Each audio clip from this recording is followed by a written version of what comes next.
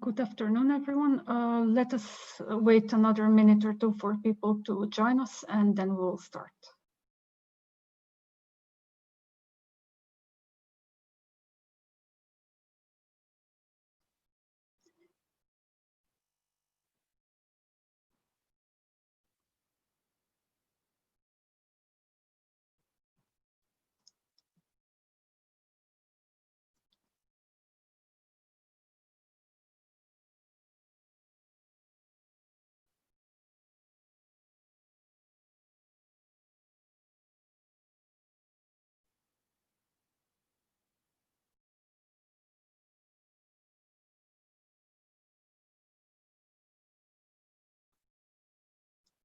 So good afternoon to everyone. Well, at least to those of you coming from Europe, probably it would be good morning or good evening in some other parts of the world.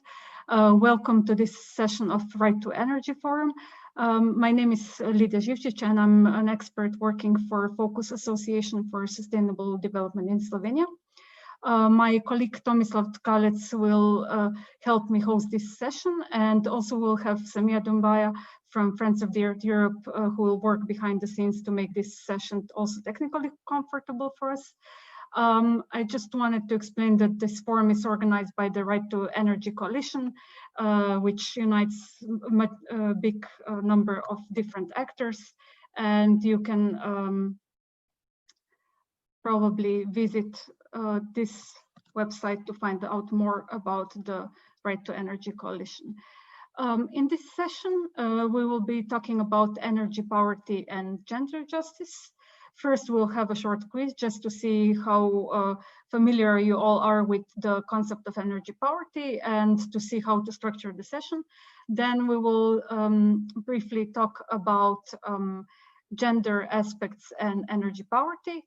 We'll very quickly introduce you to the EmpowerMed project, which is dealing with gender aspects of energy poverty, and also present some of the activities that we do in the project, the practical ones as well as the advocacy ones. In the end, if we have enough time, we will try to do a small session where we will co-create ideas on how to engage women in action to tackle energy poverty. And yeah, this will be the session. I would kindly ask you to switch on your cameras, switch off your phones. We will try to keep this session, as I said, quite interactive. So please also open the sections with participants where you have the reaction buttons and the chat. Please use both of them when necessary. If you have any questions, you can write them in the chat. If they're too long, just put an asterisk in the chat and we'll get back to you the moment we can tackle your question. I'd need to remind you that this session is being recorded for the future use by Right to Energy Coalition. If you have a problem with this, please get in touch with the technical support in private message and they'll arrange that you're not recorded. If you want to tweet about the session, you have the hashtag Right to Energy handle that you can use. But yeah, let's let this be enough about the practical instructions. Let us start maybe with the session. First, I would like to ask my colleague Tomislav Tkalec to briefly tell us about our organization, Focus Association for Sustainable Development. So yeah, Tomislav, please, and meanwhile, I'll share you the screen with the presentation. Okay, hello also from my side.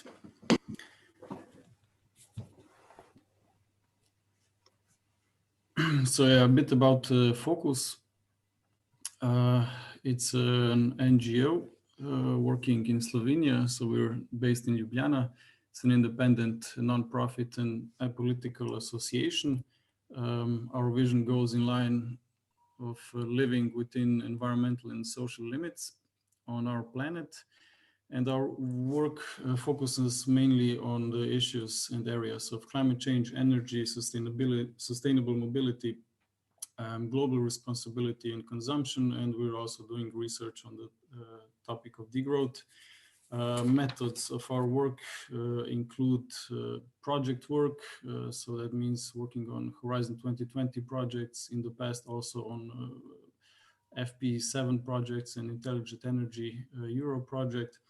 Also, there's a lot of research, campaigns, policy and advocacy work, and also media work. And since we are today focusing on energy poverty issues, we've been working on them for almost 10 years. We started in our project called Achieve. It was Intelligent Energy Europe project.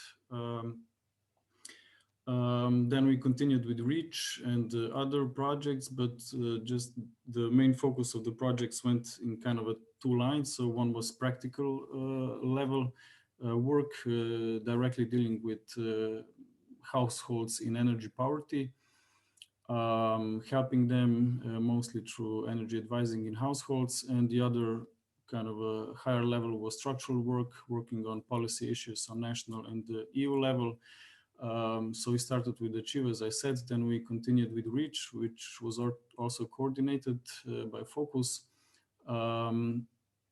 It went in a line that we got this know-how and know-what through Achieve project, and then we transferred it to the other Balkan countries through the project Reach, and also through a smaller project called Reach CEI.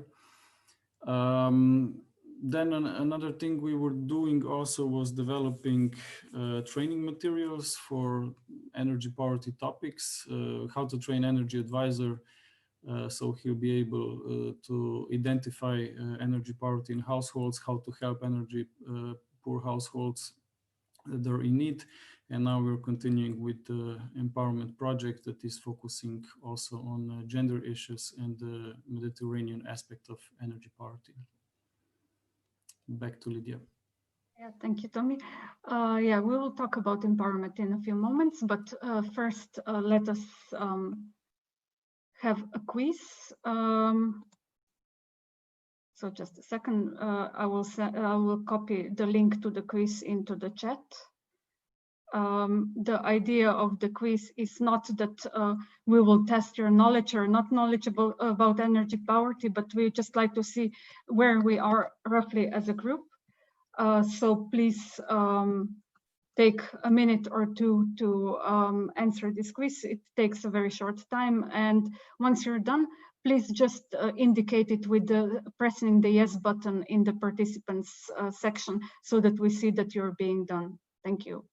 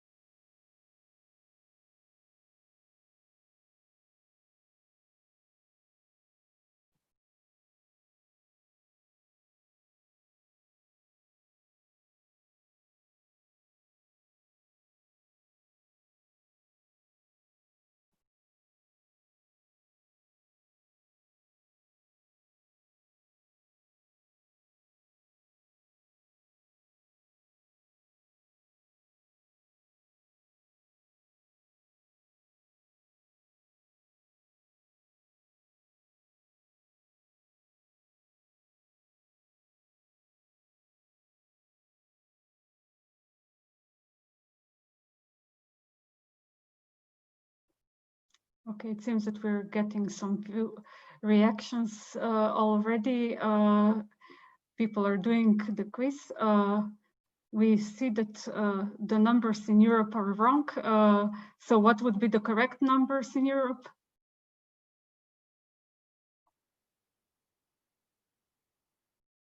Okay. Okay. It's good to know that we didn't get our numbers wrong. I was seriously worried about that. So yeah. Perhaps now, because we didn't find a more sophisticated system to share the results, I would just like to ask you to answer what your result was.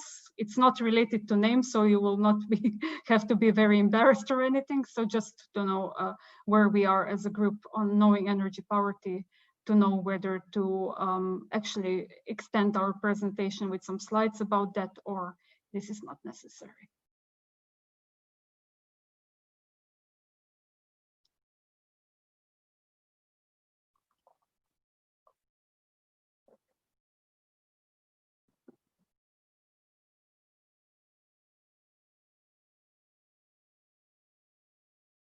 Okay, I see that majority of you already voted. I will still wait for a few seconds for maybe a few last votes on the poll.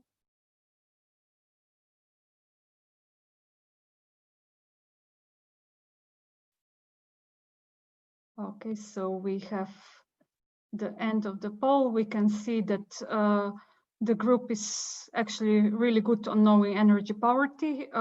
We have mostly 5 out of 6 or 6 out of 6. So I think this is a good sign for us to actually not talk about energy poverty as such. So we can actually focus then on the slides about the gender aspects of energy poverty. So I will go on with sharing the presentation. So just a second.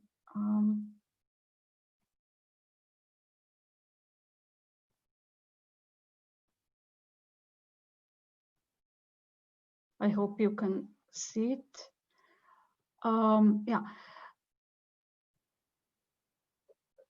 It's quite known already, although sometimes the numbers are not there to support it, but we try to find some data about gender disbalances in terms of energy poverty. We managed to find some specific numbers, but sometimes it's just the experience with that we have. One thing is that women and women-led households are disproportionately affected by energy poverty. Both practice and numbers show that. One of the key reasons is that due to the labor division habits, women tend to spend more time at home and are therefore more exposed to energy poverty and its consequences at home. When we look at the numbers in people who are at risk of poverty and social exclusion, we can see that it's more often women than men. Actually, in all the age groups, but the most visible this is in the oldest age group.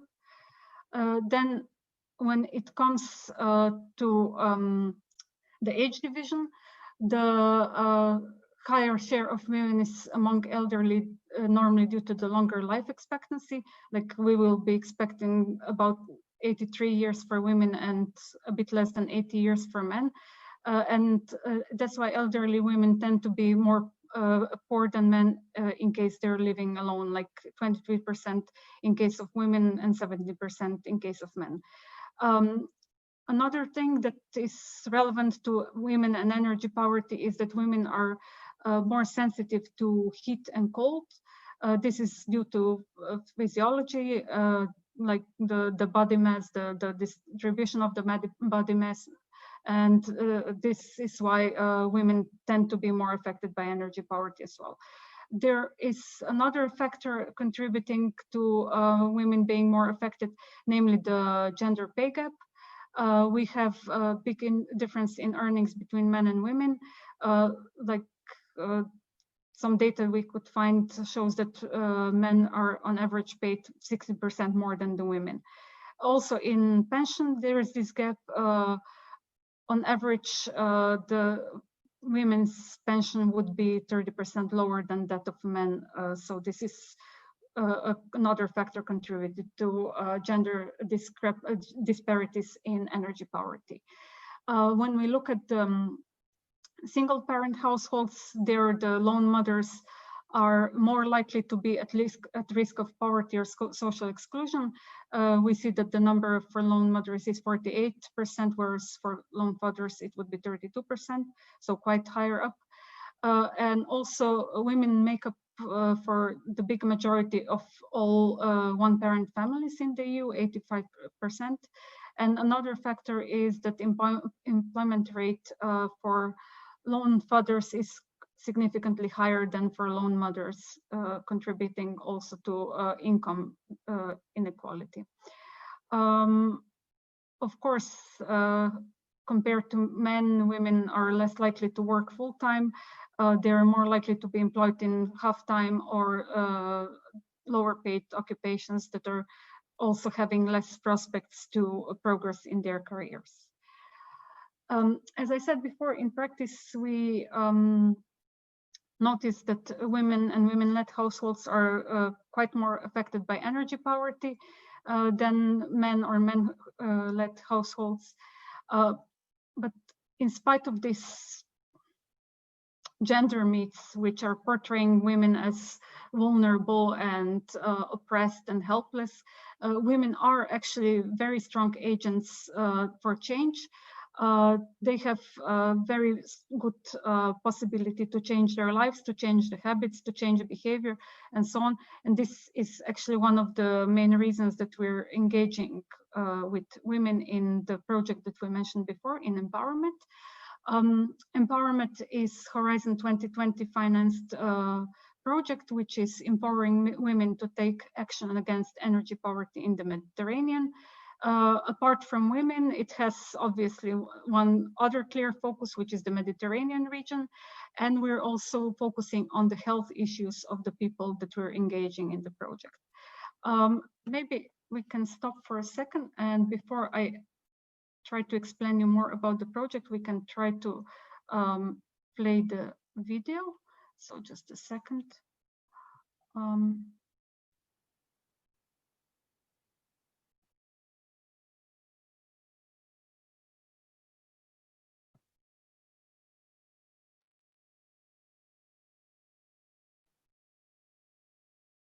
Okay, I hope this will.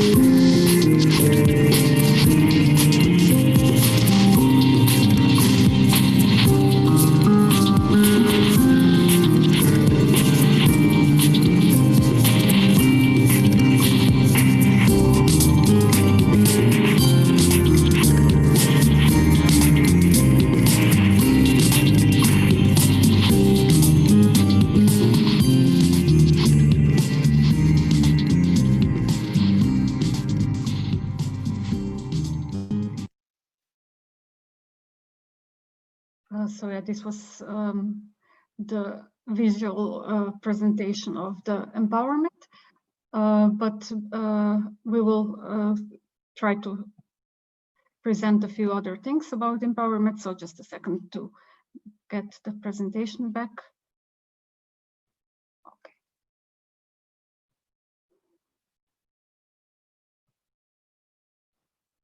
So yeah, the areas you could see already in the video, we have the 6 countries around the Mediterranean, so Spain, France, Italy, Slovenia, Croatia, and Albania. We also have one partner from Germany, but their role is not to implement practical actions, but rather to support us with know-how on gender issues and gender justice in the project.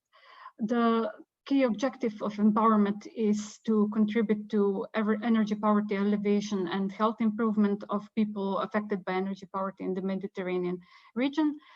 We have a particular focus on women, as I said already, and we will be implementing practical solutions to empower over 10,000 people affected by energy poverty. We'll be assessing the impacts of the measures that we'll implement with the people. And out of this assessment, we'll come up with local, national, and EU policy recommendations. And then when we come up with the recommendations, we will advocate for them at different levels, mainly among decision makers, social actors, utilities, health experts, and energy poverty experts. Maybe a bit more about the activities. The work is structured in 5 key working packages. In the first work package, we worked with local actors. We had numerous meetings with associations of pensioners, with municipalities, social associations in different regions, and so on. So we mobilized at the moment, I think, almost 100 local actors to work with us. And it's very important to also notify that within this package, we also analyze the situation in the field. And as one of the outcomes, we have a report on gender aspects of existing financial schemes for energy poverty. Together with partners, we analyzed the financial schemes in the 6 countries, and we discovered that basically none of them is paying serious attention to gender issues, and hence we propose to the ones that are shaping these financial measures to take gender aspects into consideration when they're reshaping the programs and financial instruments for energy poverty. I believe we can see the chat of the link of the report in the chat, and if not, I will share it in a moment. Then the second work package is basically building our capacity and the capacity of our local actors to work with us. So this means a lot of training, a lot of capacity building materials. They're also available on the website of the project, which we will share. In the implementation work package, so when we get out in the field and start doing things, we are planning to do 5 different activities. One is household visits. Tommy will talk about them later. Then it's collective assemblies. Sneak preview of collective assemblies you could see and hear about in the previous session if you attended it.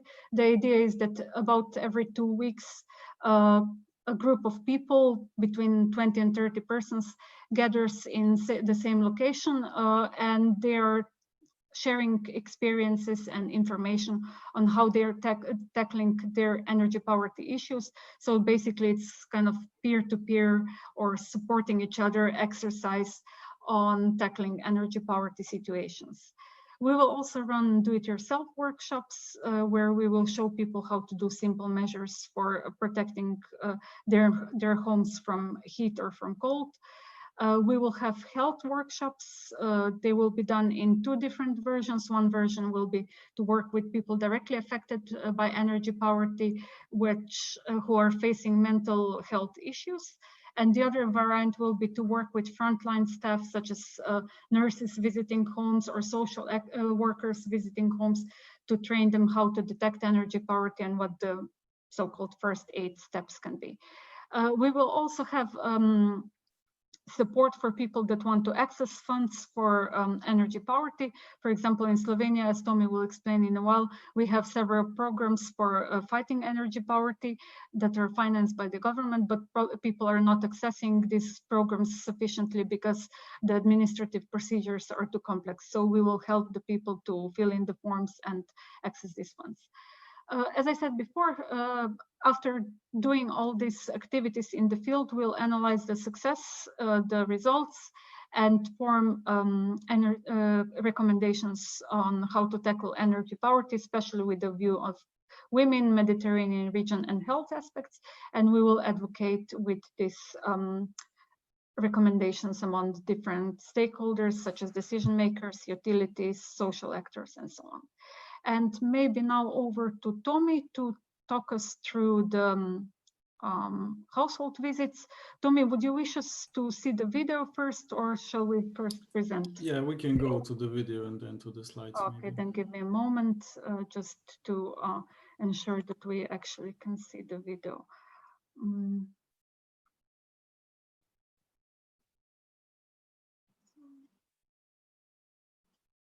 The video is a brief explanation of the household visits, how it looks, and what are the benefits for the household, more or less. Okay, let us see. Prvi krug posjeta sastojao se od energetskog pregleda kućanstava da bi se dobio neki uvid u to šta je ljudima najpotrebnije. Na temelju toga su određene mjere koje su se u drugom krugu implementirale. Standardno su se postavljali perlatori, dakle za štednje vode, štedne žarulje i toalet štedne žarulje, folije iza radijatora koje reflektiraju toplinu natrag u stan i trake za prozore. Svetlogorice ovom noć bit će prilično velika ušteda na struji. Ajde, može. Sad postavljamo perlator koji je zapravo uređaj koji miješa vodu i zrak u numjeru 50-50, tako da zapravo za istu potrošnju vode dobivate duplaču mlazu. To je to. Ovaj projekt definitivno je smisla zbog toga jer je konkretan projekt sa konkretnim mjerama i za koje se stvarno vidi znači rezultat. Volonteri su bili prije 3 tjedna, a u tom vremenu sam primijetila da manje trošimo struje, to sam primijetila, i ovo što smo stavili na prozore, manje mi puše. Ja sam zadovoljna s tim i mislim da bi se trebalo nastaviti s tim i da i drugima ljudima se pomogne.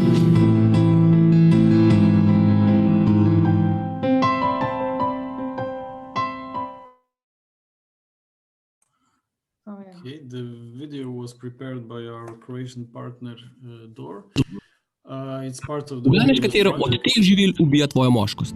So to jajca, laneno seme, mleko, banane, špargli, ovseni kosmiči. Lidija, I think your YouTube is playing commercials. Okay, so a bit about the household visits. Lidija, can you put it on big screen, the presentation? Yeah, just a second, because the commercial is still blocked and it doesn't want to go away. Okay. Okay, so briefly about the goals of this kind of visits. The main goal is, of course, to reduce energy and water use in the households, and that means lower costs for them. But apart from that, we were also focusing on informing the household and raise their awareness about the topic of energy and water use, on efficiency, on providing them information how to handle their bills and costs for the energy and water. All of them got some kind of advices on how to reduce energy and water use. It was prepared in a paper form and presented to them, so they got all of the advices, but it was also specific. So what we've seen on the visits, we were focusing on that, and the energy advisors prepared special advices for these circumstances. And then we also provided the households with information on some additional issues where they needed help, and that means eco-fund applications for subsidies for energy efficiency measures, providing them information on where to get additional help regarding their social status or similar issues. So how to implement the visits? First, you of course need to have trained energy advisors that are capable of doing that. We used several different approaches in our previous projects. In the first one, we started with the unemployed persons for whom we prepared a week-long training. It was really intense for them. After that, they also had an exam on the topic and on the matter and methodology on how to implement the visit. And the first visits were accompanied with a mentor. On a second project, we were working with high school students from vocational school. In that case, we knew that the energy advising in household will not be on some kind of a expert energy advising level, but it showed, the results of the evaluation showed that it was a really good approach, because the households really liked that young adults, young people, youth help them in a way of reducing their costs, also talking to them, coming to their home and presenting some good and beneficial services to them. So it was really well accepted. And for the questions or issues where this high school energy advisors didn't know how to help the households, they have written the questions, and we helped the households after that with expert support. So we were, regarding the visits, the first thing is, of course, how to get to the household, where does the household get the information about the visits, and how to apply for the visits. So we were cooperating here with mostly with centers for social work, but also with some other NGOs like Caritas and Red Cross. We were using a lot of leaflets and a lot of local media work to disseminate the news about the project, and especially on how households can apply for it.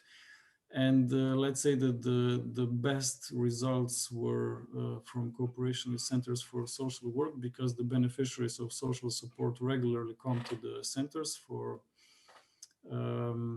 their meetings. And also the main reason was that they trusted the organization. Because we as a small NGO are not that present in this target group, not that well known, and we needed some kind of a partner that is trustworthy and has good access to the households. So working with centers for social work and also with Caritas and Red Cross proved to be an efficient and successful step forward. So the households got the information about this service there. They could apply there, leave the application form at centers, and it was sent to us. So this is the first big task on how to get to the households.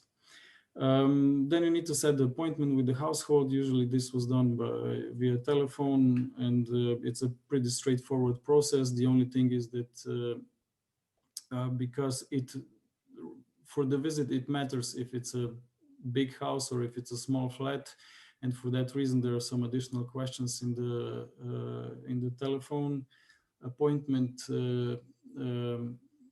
just to make it easier for the energy advisor to prepare for the visit and to know how much time he will need for the whole visit, because it can take up from 1 hour to 2 hours, the whole visit. Then this is followed by the first visit to the household. Energy advisor uses a special questionnaire where the data is written in, And first, there are some basic questions about the household, about the building, insulation of walls and similar issues. What's the heatable living space? Then there are questions regarding the costs and bills for electricity, water, and heating. And based on the input, then the calculation tool calculates if their usage or consumption is average or too high or low, let's say, and it gives some direct information to the household. If their expenditure is too high, then they can start thinking about it.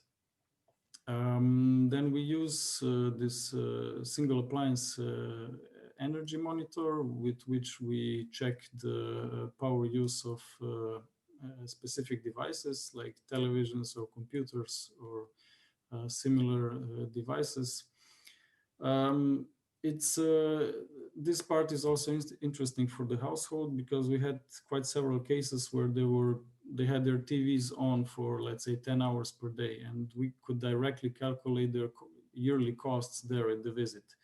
And then we could explain to them that because they use the TV for 10 hours per day, they pay for it, I don't know, like 100 euros. But if they would have it on only for 2 hours per day, which was actually the time when they were using or watching the TV, they would pay only 20 euros, and the direct savings are more or less 80 euros per year. We had similar situations with computers where they were on for 24 hours per day because the kids didn't turn it off. And when we calculated the potential savings of turning the computer off, let's say that in most cases, in the next 5 minutes, the computer was off directly at the visit.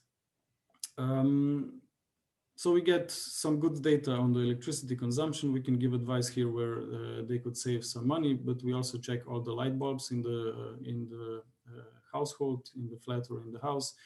The old ones are changed with the efficient LED ones, but that comes in the second visit. But we need all the data about the light bulbs to be able to calculate the savings that the new LED light bulbs will generate. Then we go to water. We check the water flow on taps and shower to see if the water flow is too high or if it's in some normal stance. We also check the windows if there is need for draft proofing seal, and doors as well, and also what's the situation with the radiators, if there's need for the reflective panel or not. So all of this data that is gathered on the first visit is then entered into the special Excel tool that automatically calculates the savings and prepares a report for the household, which is then presented on the second visit at the household. So they get the report with all the devices, savings from the devices that they're in. They get the special advices on how to reduce their energy and water use. They also get devices for free, such as LED light bulbs, the devices you could see in the video. So LED light bulbs, efficient shower head, tap aerators, power strip with on-off button, draft proofing seal for windows, and they're all simple devices, quite cost effective.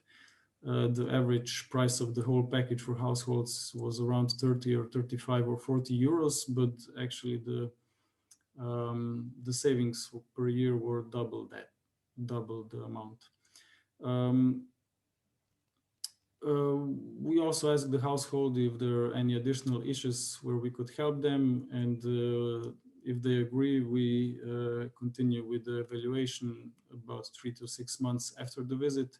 It's done via telephone, and we ask if the savings are as high as they should be, if they were satisfied with the service, that was provided to them, and if they have implemented any additional energy efficiency measures, or if they have purchased any new energy efficient appliances. So yeah, maybe next slide, Lidija. A bit about savings. So in the previous project, in the REACH project, we implemented a bit more than 400 visits in Slovenia in households, and the average price of the package of energy and water saving devices was around 28 euros, and the yearly savings for the household was on average about 77 euros per year.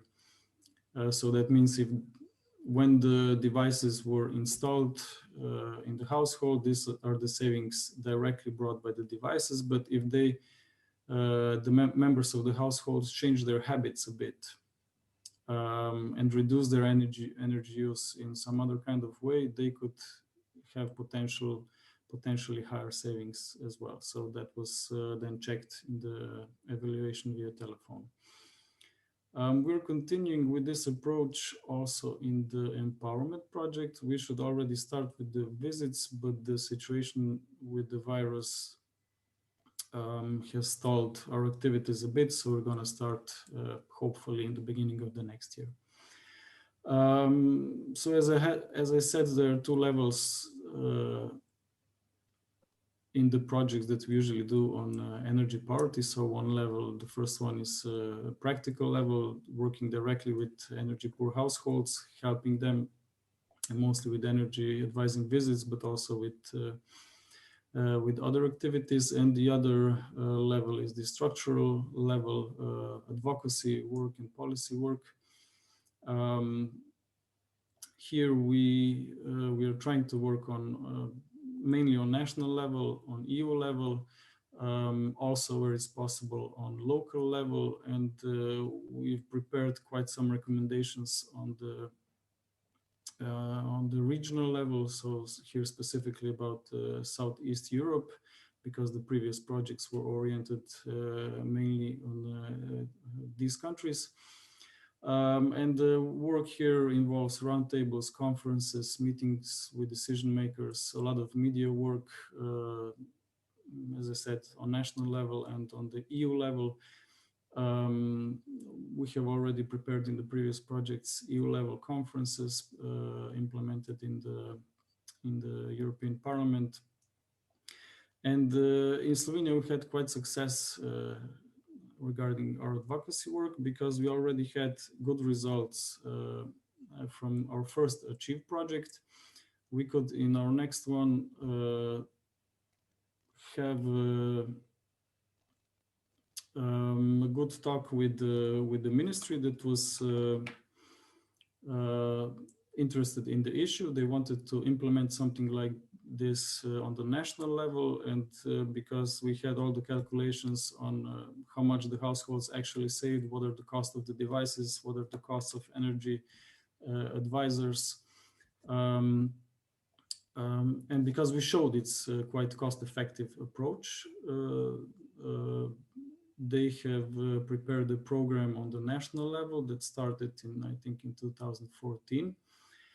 And is directly based on our methodology developed for our projects. So currently on the national level, energy advising in households is going on in the whole Slovenia. Lidija, next slide. It is carried out by the National Eco Fund, and the energy advisors implementing the visits are part of the National Energy Advisors network called NSVET. And yeah, here it's more or less the same approach that we use. The only difference is that apart from 2 visits, only 1 is being done. So at the first visit, the devices are also given to the household, or the advice is given there, and the report is sent to them via mail. But I think this was the first program directly focused on energy poverty, and but they have upgraded their activities. So currently there are 4 programs for energy poverty. The next one is 100% co-financing of replacement of old stoves and furnaces on wood. Another one is 100% co-financing of energy refurbishment of dwellings in multi-apartment buildings. This one is specifically important because in the past, mostly households, socially vulnerable households were the ones opposing projects of energy refurbishment of multi-apartment buildings because they didn't have the funds to fund it. And this program helps, so not just them, but also all of the other members or inhabitants of the multi-apartment buildings, so they can have savings in the end.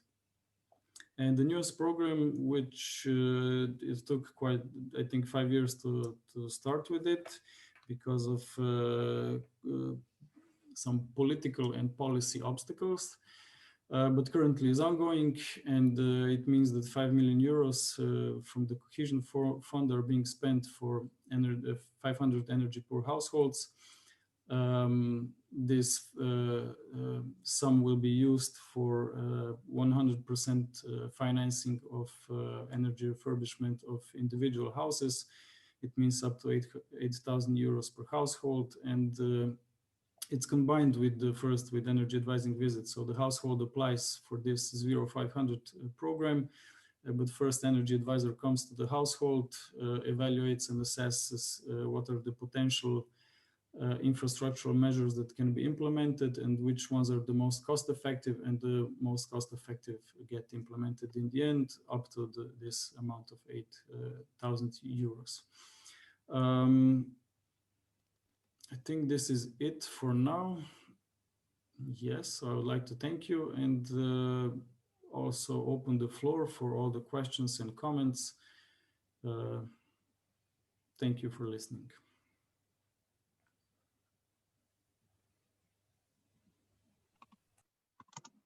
Okay, thank you, Tommy. I would just like to know, are there any questions or comments at this moment?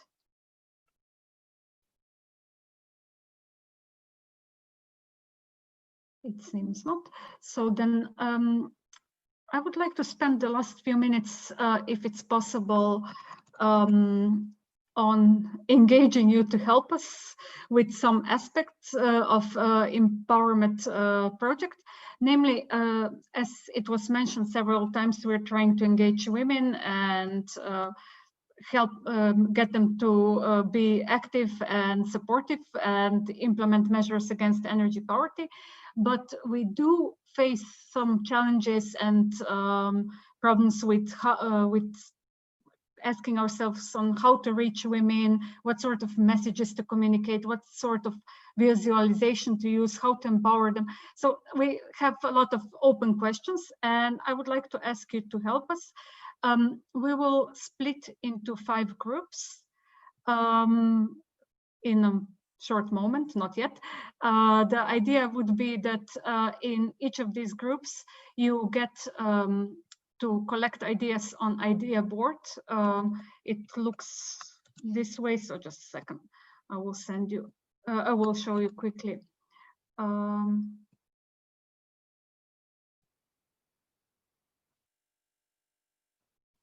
So this is an idea board, and the way it works is that you, when you want to write some idea, you simply press on the plus sign, and you get an open sticky note, you write something and you save it. Of course, if you're not happy with what you've written, you can always also delete it. So yeah, this is the functioning of the idea board. You will be alone in the groups, so no facilitators or people to ask questions. So if you will have any questions, it's a good moment to ask now. The first group will be answering the question, what messages would you communicate to attract women affected by energy poverty?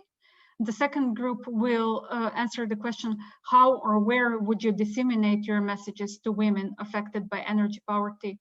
The third group will check what pictures or photos or visual materials would you use on materials to attract women affected by energy poverty. The fourth group will answer the question, how would you empower women affected by energy poverty? And the last group will be discussing how would you assess or measure the empowerment of women affected by energy poverty. You will have roughly 10 minutes, but probably a minute or two less. So please take part in this exercise. There are no wrong or right answers. We just look for ideas. So if you have any ideas, we'll be very happy if you share them with us. So I hope that we can be split into breakout groups. Samia? Yes, thank you.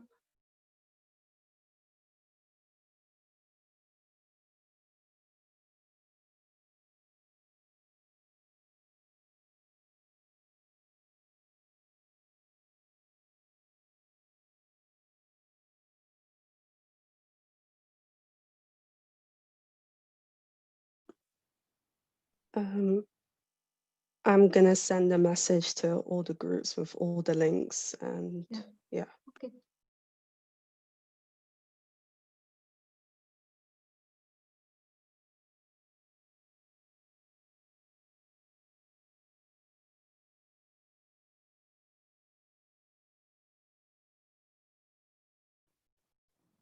Okay, I'm having technical issues. 1 second. I'm just gonna join.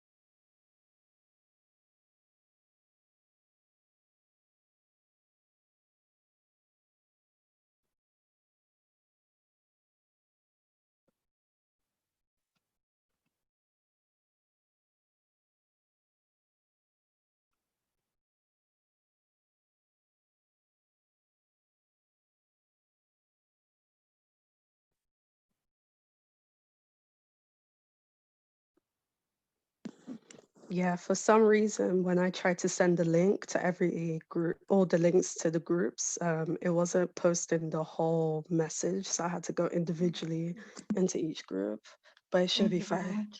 Yeah, that was stressful. Yeah. Okay. And I guess you automatically set it for 10 minutes. So in a couple of minutes, we'll have Yeah, people they back should up. have like 3 minutes and 30 seconds left. Yeah, Great. Thanks a lot. it's all right. No problem. It's just great to hear that it worked. So yeah, I'll just still share this evaluation document, right? Oh, yes, please. That would be great. Okay. I'll wait until you. everyone is back and then just wrap it up. Okay, thank you. Thank you.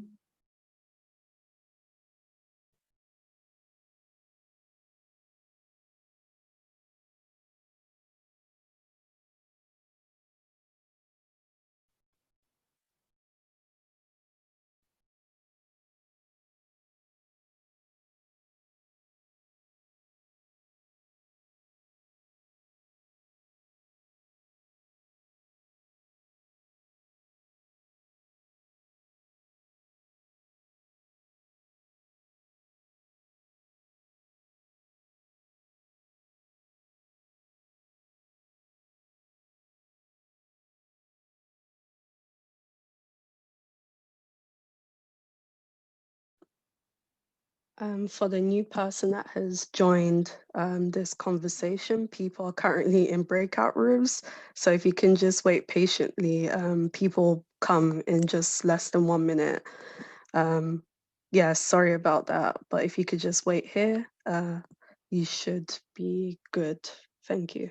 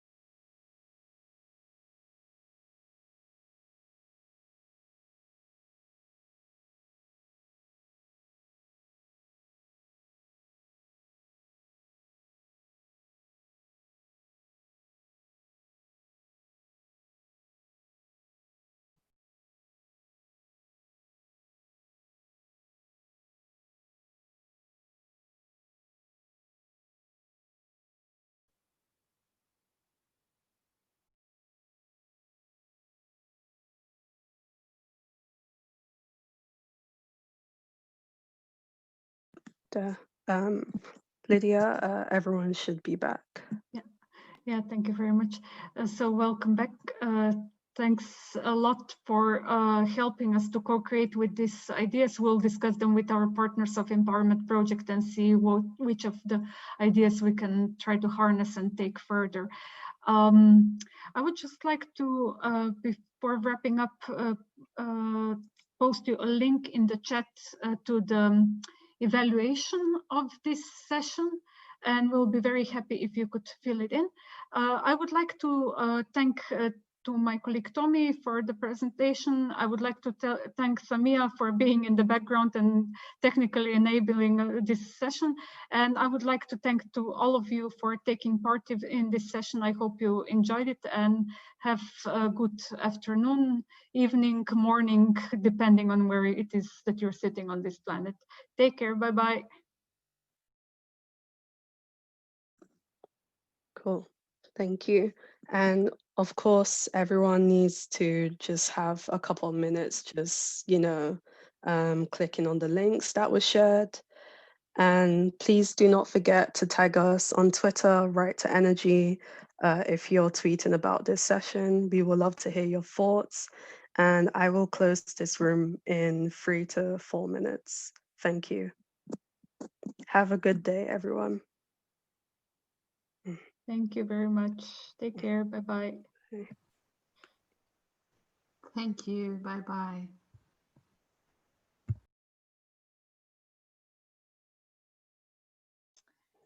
Please just take a couple of minutes for the Right to Energy survey. I just popped in the chat.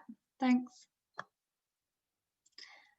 Thanks, Tommy and Lydia. That was fantastic. I learned a lot then.